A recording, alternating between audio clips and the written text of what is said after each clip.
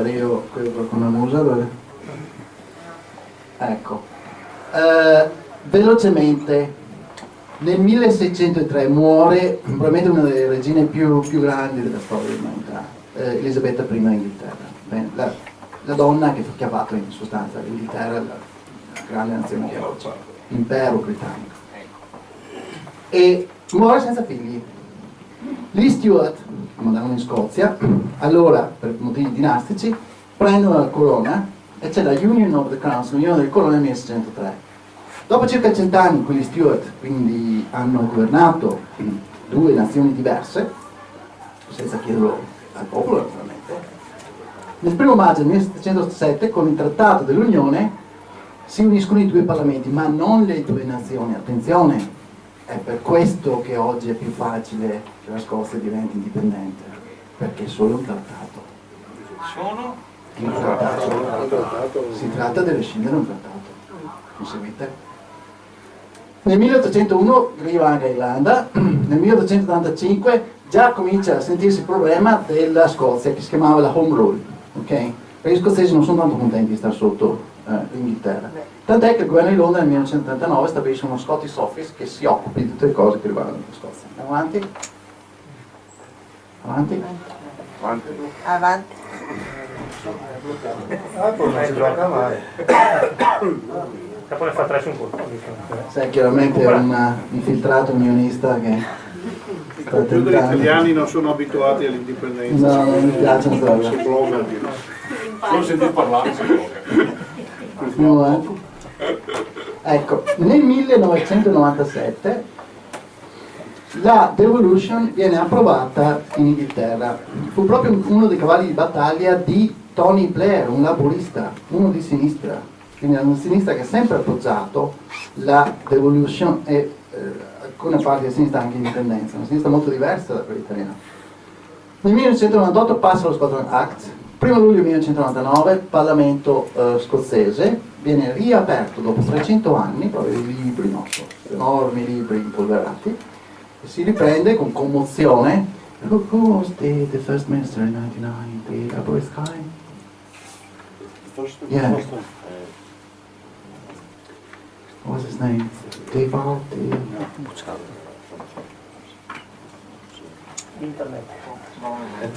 Il primo first minister nel 99, quando si riapre il Parlamento, era addirittura del Partito Laburista. Ma io erano E con commozione tutti quanti si alzano in piedi e si riprende a riscrivere sotto l'ultimo paragrafino che era stato scritto nel maggio del 1707. E si può fare anche qua a Venezia, anzi ci sono 100 anni in meno. Alex Salmon, First Minister, nel 2008 allora, nel 2007 comincia la National Conversation, che si tratta di una costituzione popolare dal basso, che è quello che stiamo introducendo noi qua, per rendere la gente consapevole e cosciente dei problemi quotidiani dei cittadini, va bene, economia, lavoro, pensione, società, scuola, tutte le cose che ho detto nel primo intervento, per creare una documentazione che possa essere di fondamento per la prossima Costituzione. Nel 2008, quando Londra si accorge che effettivamente in Scozia stanno facendo sul serio, hanno paura e allora mandano un signore che si chiama Kenneth Calman, che con la Commissione Calman cerca di offrire la possibilità di una devolution più avanzata anziché dell'indipendenza. Ma gli scozzesi dicono no grazie, stiamo facendo bene per conto nostro, vogliamo stare per conto nostro definitivamente. Nasce la White Paper. Donald Dewar, I forgot that. Era il primo che ha aperto il Parlamento nel 99. E nasce la White Paper del 2009, che è un po' una specie di bozza pre-costituzionale su cui stiamo lavorando adesso. Andiamo avanti. Quindi con la devolution del 98 alla Scozia già passa la sanità, l'istruzione, la giustizia, l'amministrazione locale, l'agricoltura, la pesca. Invece John mi ha detto di noi ieri sera che abbiamo scoperto che gli inglesi sono furbi. La pesca navighiera sta in compenso, i gas spostati, questo è veramente uno scherzo. I confini normalmente fra la Scozia e l'Inghilterra sono ancora quelli del vecchio vallo di Adriano, se ricordate dai libri di scuola, che va da Carlisle al Mar di Irlanda fino a Newcastle, da parte del Mare del Nord. Allora hanno spostato i confini marittimi fino a St. Andrews, che sta a nord di Edimburgo, in modo da costringere praticamente i confini nautici marittimi della Scozia praticamente alle spiagge, per prendersi ovviamente una bella fetta, quasi il 25% per fondo, senza dire niente di nascosto. Però si sono dimenticati che l'Inghilterra, la Gran Bretagna, possiede anche il cono, una sezione del Circolo Polare Artico. Quindi abbiamo una situazione un po' ridicola in cui praticamente un sesto, qualcosa del genere, del Circolo Polare Artico è in territorio scozzese, mentre le spiagge che sono davanti a Edimburgo sono territorio inglese, marittimo, territorio marittimo. Andiamo avanti, poi i trasporti sono stati delocalizzati nel 2005, Scotland Acque, andiamo avanti, sono zone che in discussione. Queste sono le uniche cose che sono difficili da devolvere e lo sanno tutti gli amministratori anche italiani. Ovviamente politica estera, difesa, confini, cittadinanza, parlamento, moneta, banca centrale, perché? Se devolvete quelli avete già una relazione indipendente. Andiamo avanti. Questi non sono materia quindi di devoluzione. Questi no, sono zone che si chiamano protected, Restano non si inglesi. possono Io voglio il toccare. referendum. A meno che al referendum non vinca il sì. Però diventa scozzese. Hanno creato un sistema, un meccanismo di devoluzione molto flessibile, per cui, secondo una sezione dell'Act, che è la 32, è possibile effettivamente prevede che la competenza legislativa possa essere estesa a dare fino a prima non oggetto di devoluzione, a parte quelle protette di cui ho parlato prima, purché in accordo con Londra. Questo apre le porte a un potenziale per una devoluzione senza limiti teoricamente, o comunque molto molto estremo. Andiamo avanti. Poi la SIO ve la risparmio, andiamo avanti. Ecco, questi sono gli anni turbolenti, anche loro, come un po' tutti noi, nell'indipendentismo locale, non create che l'abbiano avuta facile. Ci sono voluti decenni per arrivare allo Scottish National Party di adesso. Questo bel libro che ricordo benissimo, vi consiglio, andiamo avanti. Scottish National Party nasce addirittura nel 1934 dal National Party of Scotland, che era nato nel 1928, e dallo Scottish Party del 1932. Il primo seggio parlamentare l'hanno avuto nel 1945. I laburisti abbandonano la politica della devolution negli anni 50. Come mai negli anni 50 improvvisamente c'era voglia in Gran Bretagna di unione anziché divisione? C'è il petrolio. Nel dopoguerra era tutto da ricostruire, l'ultima roba che aveva in mente era di separarsi. L'SNP vince le elezioni nel 1967 con il 46% dei voti e torna alla ribalta alla devolution. I conservatori saltano sul carro nel 68 con la dichiarazione di Perth. Nel 70 passa l'assemblea scozzese, quindi la devolution comincia qui, praticamente nel 1970, la prima assemblea scozzese indipendente dal governo di Londra. Nel 1970, specie nel Consiglio regionale Veneto, ma molto più autonomo, ecco. Nel 1979 passa il primo referendum per la devolution che viene perso, aveva fatto un sistema molto sofisticato per farlo perdere. Andiamo avanti. Tony Blair è uno dei principali promotori della devolution, è il suo primo cavallo di battaglia elettorale nel 1997 e infatti vince nel maggio e in settembre la fa passare. Nell'89 si era già formata la Scottish Constitutional Convention, che era una commissione costituzionale. Nel 1989 passa il Claim of Right per la Scozia, che stabilisce la legacy culturale storica, è quello che oggi è nello statuto della regione del 2012, mi pare l'articolo 3. Bene? E purtroppo siamo un pochino indietro, vabbè. Però comunque ci sono anche qua quelle cose lì, no? Cioè il riconoscimento di un'identità storico-culturale di popolo veneto. No? Articolo 2. Articolo 2, sì. Nel 95 Scottish Assembly pubblica la blueprint Scottish Parliament, nel 97 vi ho detto il referendum, l'11 settembre il referendum viene vinto con il 74% di voti, quindi passa la devolution. Avanti. E poi arriva questo signore qua, un leader. Nel 2007 vince la maggioranza relativa, il 6 dicembre 2007 passa la mozione per l'indipendenza. Vi ho già parlato del contrattacco di Londra da parte della Commissione Calma, che fallisce. Andiamo avanti. che si arriva a una situazione nel 2007 dove c'è la possibilità di o rimanere così come approvato con la devoluzione da parte della Commissione Calma, o proseguire verso una devoluzione completa, oppure arrivare all'indipendenza totale. Servono l'indipendenza totale. Andiamo avanti. Comincia nell'agosto 2007 la famosa National Conversation, un progetto enorme che stiamo adesso implementando con plebiscito 2013 qui in Veneto, e anche con altre iniziative. Sono dei ragazzi che hanno un sito che si chiama Vivere Veneto, c'è mi pare Silvio Fracasso, uno di quelli che lo stanno facendo. Quindi questa idea di consultare dal basso sta muovendo i cittadini praticamente, è molto importante, perché migliaia di persone prendono parte, si punta sull'associazionismo civile, si consultano 400 associazioni civili di tutti i tipi, dai sindacati alla guardia costiera, dagli infermieri ai professori di scuola, tutti. E vengono coinvolte organizzazioni e associazioni civili, anche giovanili e anche delle minoranze etniche. Avanti. Le consultazioni si fanno sia su territori di Batti o convention, come questa, sia su online e anche fuori dalla Scozia. Avanti.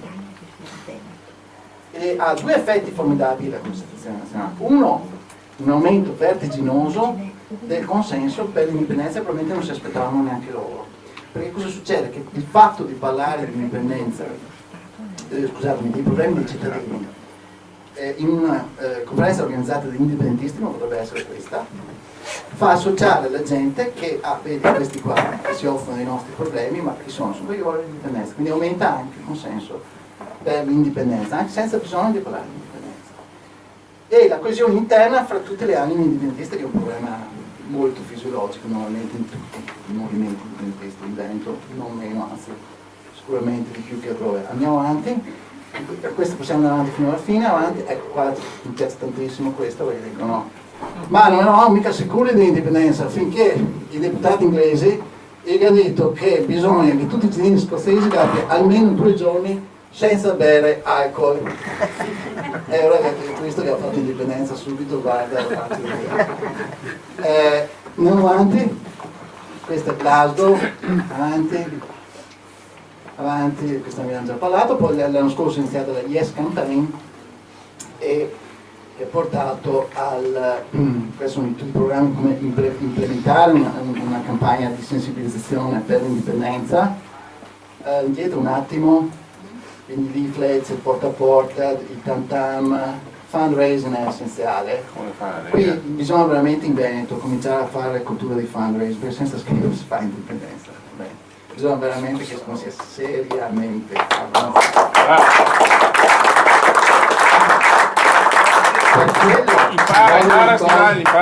Per quello ci vuole un coso come Veneto. Per quello ci vuole un coso come Veneto. È sempre facile dire fallo te. Cominci lei e dopo io imparo. Veneto Business anche che ne ho questo passate scopo. di giornate a scrivere sui muri, non si preoccupi. Anche a me, E ci vado anche a me 25 anni fa. Ne parliamo dopo. Poi ci ha perso la Ne parliamo dopo. Veneto Business ha anche questo scopo di creare una piattaforma che raccolga fondi, va bene, che poi può sponsorizzare, finanziare progetti per l'indipendenza, non necessariamente, ma anche per certi interventi autonomisti se indispensabile, comunque per cose che servono alla popolazione. Avanti, ricordatevi sempre, come diceva Margaret Mead, che non dubitate che un piccolo gruppo di cittadini coscienti e risoluti possa cambiare il mondo. In realtà è l'unico modo in cui è sempre successo. Avanti. Sono io. Questa è un po' la storia che porta al referendum sulla Scozia del 2014. Avete domande su questo passaggio? O vuoi che vada direttamente a Business for Scotland? Ok. Passiamo a Business for Scotland e finisco.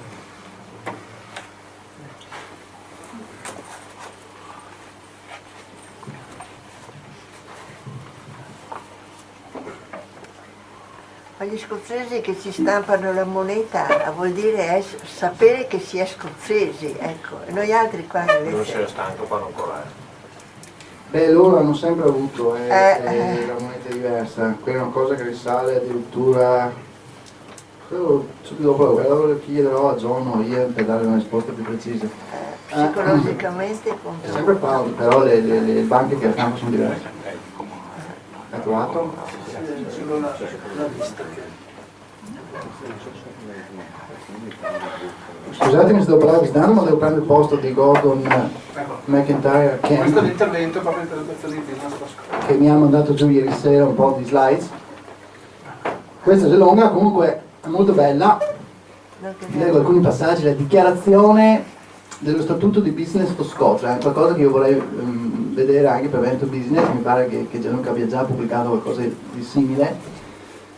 Noi crediamo che sia fondamentalmente meglio per le imprese e l'economia scozzese che tutte le decisioni economiche, fiscali e legislative siano controllate da quelle persone che sono le più competenti per capire e che hanno più a cuore i bisogni della nostra economia, cioè gli scozzesi. Cioè i veneti.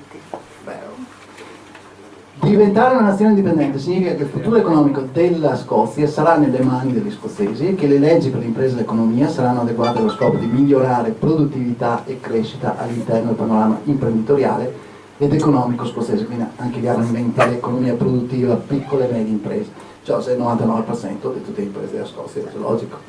Non c'è alcun dubbio che la Scozia abbia una forza economica notevole e un potenziale ancora inesplorato in molti settori imprenditoriali, e qua vi dà quell'accento di orgoglio, no? Quell'accento che io vorrei tante volte vedere nei Veneti, invece molto spesso noto rassegnazione, tristezza. E invece no, se ci pensate i numeri ce li avete anche in Veneto, siate più orgogliosi di quello che avete.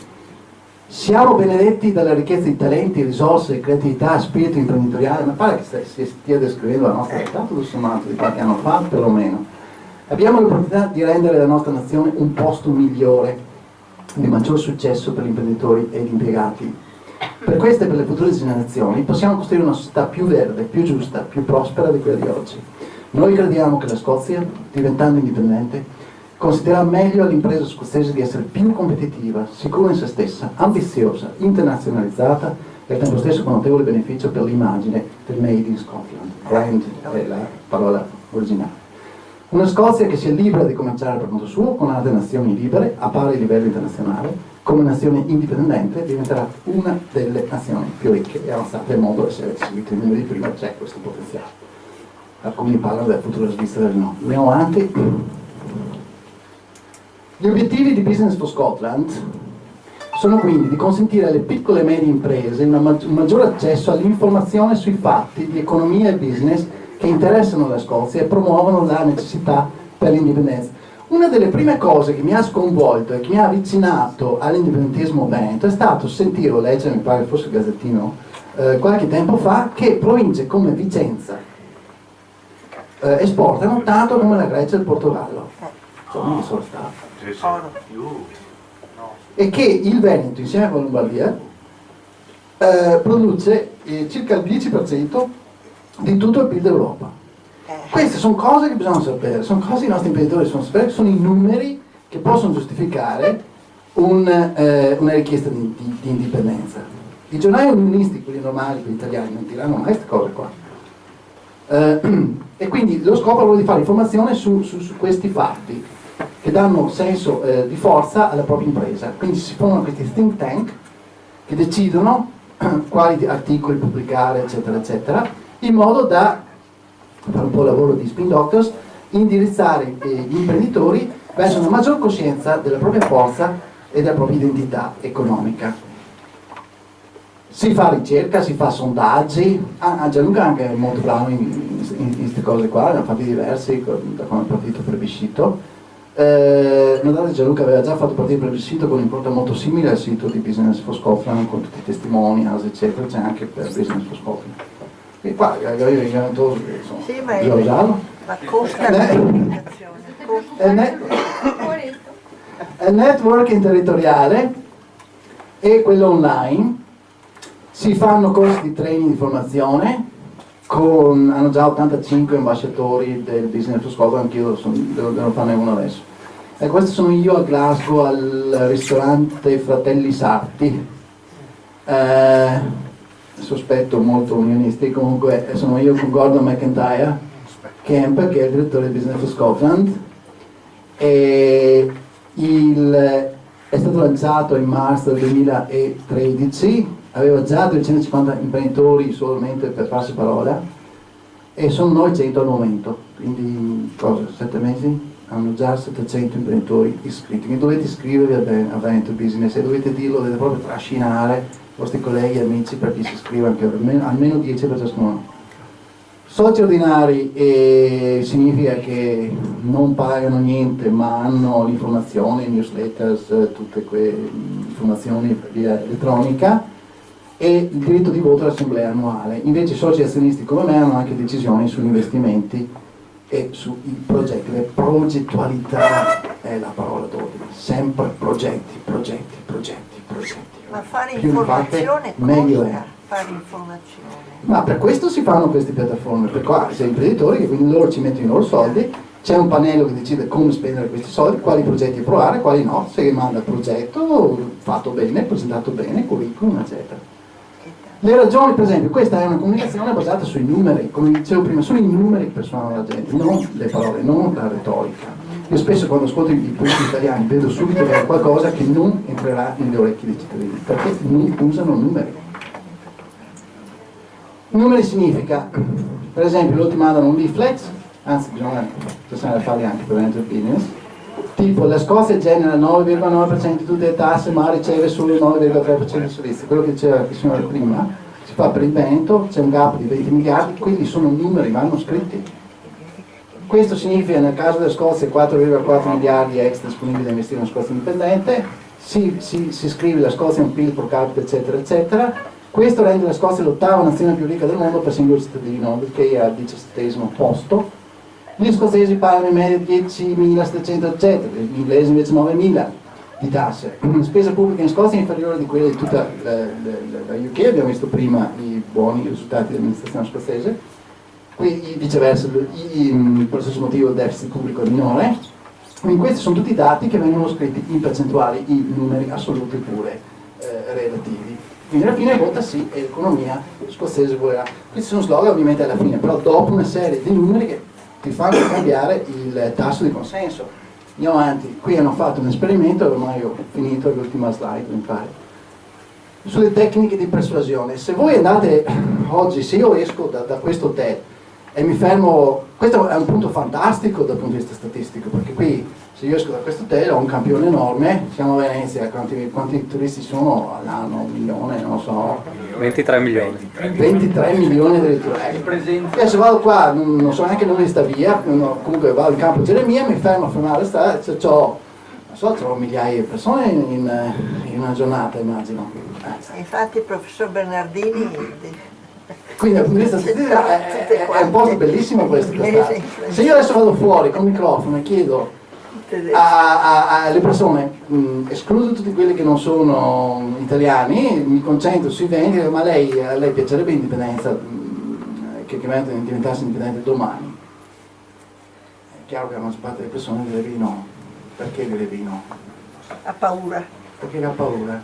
Perché se un cambiamento talmente radicale, passare da una parte di una nazione a una nazione completamente indipendente, è difficile che non si parte della gente così d'amblè ti dica ah sì, lo facciamo. E non è mai arrivato. Però gli scozzesi, i miei amici Gordon e gli altri, che ha scoperto un sistema.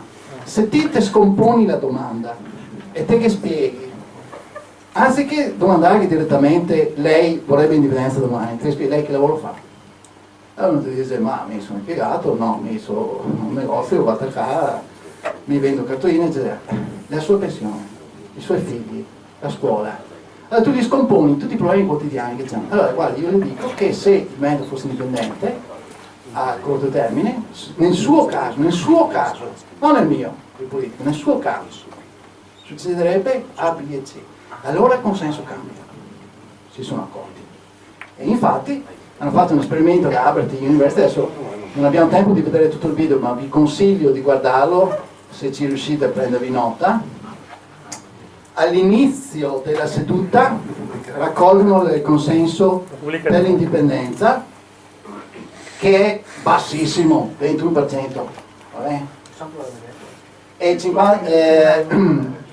E invece per l'Unione sono il 59% e c'erano 20% di indecisi.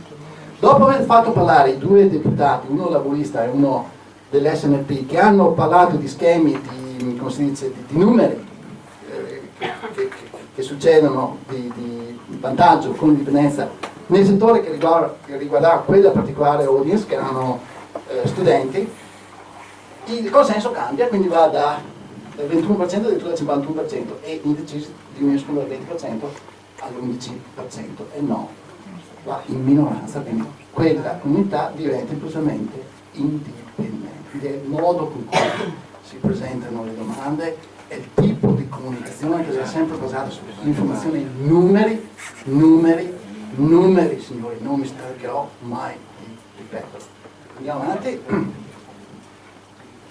Ecco, il localismo si inserisce in un discorso ampio europeo di spinte verso l'autodeterminazione che sono state moltissimo fortissime negli ultimi 2 o 3 anni. Infatti l'indipendentismo di oggi è molto diverso da quello di qualche anno fa. Andiamo avanti, qui siamo l'anno scorso. Si tratta di promuovere una crescita economica locale, una rivalutazione delle identità storiche, culturali e linguistica. Non sono spinte xenofobiche, usano strumenti giuridici di solito per fare pressione sulle autorità d'Europa o dei governi centrali, sono di tipo trasversale, coinvolti sia a destra che a sinistra. Bisogna veramente aprire a sinistra anche qua in Veneto, perché la maggior parte dei movimenti indipendentisti nel resto d'Europa, lo dico anche come liberale, sono in realtà di sinistra, se vogliamo un po' pensarci.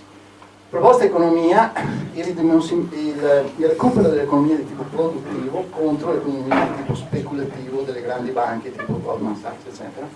La protezione e regolazione della piccola e media impresa, devoluzione fiscale, tassazione fiscale, detassazione, protezione del lavoro. Avanti si passa a un modellamento dei confini geopolitici, quindi un modo diverso di vedere anche il concetto di nazione e di Stato.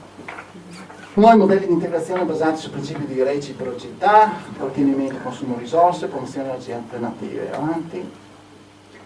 Localismo significa anche maggior rispetto tra le comunità, maggior conoscenza reciproca, diminuzione della criminalità e maggior libertà di pensiero, parola, opera e opzione. Non vogliamo il nuovo ordine mondiale. Vogliamo un mondo fatto di liberi popoli, di comunità che hanno sia dal punto di vista economico, sociale ma anche etico nelle loro mani. Va bene? Questo non ha un valore etnico, perché possono esserci ovviamente anche gruppi etnici diversi, ma la comunità è la stessa, tutti insieme. Avanti. Ci sono anche, qui andiamo avanti, e quindi questa è un po' un'immagine, un suggerimento che ho trovato nella possibile Europa fra 20 anni e penso che probabilmente cercheremo qualcosa del genere. Andiamo avanti. Vai, scusa un attimo. Vedo che ho messo anche a vento, ovviamente. Se no anche altro. Le coste, quindi servono anche le coste della Dalmazia? Sì, esempio di nuovi modelli di cooperazione potrebbero essere cose tipo Veneto Business, sportelli bilaterali fra il Veneto e la Scozia che commerciano fra di loro mantenendo le stesse accise perché Maastricht va rispettata, però promuovendo le nostre imprese anziché altre. Servizi legali per l'assistenza agli investimenti in loco, banche in loco come la Green Bank di Edimburgo che finanzia le energie alternative per chi vuole investire là, ricerca statistica, lo dico sempre, la statistica tutti i politici. Io vorrei che un politico avesse almeno una sessione a settimana per stare dentro lo studio di statistica a sapere effettivamente la radiografia della comunità, della regione dove opera in quel momento, perciò sapere cosa succede. No? Andiamo avanti. E benefici quindi del rapporto diretto tra le economie dei popoli, maggior controllo sugli investimenti, prestiti localizzati, un rapporto diretto tra i servizi finanziari, tassi di interesse legati all'economia produttiva non speculativa e una domanda interna collegata alla domanda esterna. E qui adesso io sto lavorando su dei progetti proprio di questo tipo tra Scozia e Veneto. Andiamo avanti. Quindi le nuove idee per la ricerca, istituti di monitoraggio statistico, modelli di esercitazione import-export per settori che dipendono da valvole di sicurezza. Supponete che si venda meno salmone domani in Scozia, lo importiamo di più qua, in compenso loro ci importano di più fashion e tessile di cui in questo momento stanno soffrendo. Interventi educativi, come quelli di cui abbiamo già parlato, avanti. Ecco, e questi sono i contatti di Business for Scotland, con questo ho finito le domande. Scusi, Doc.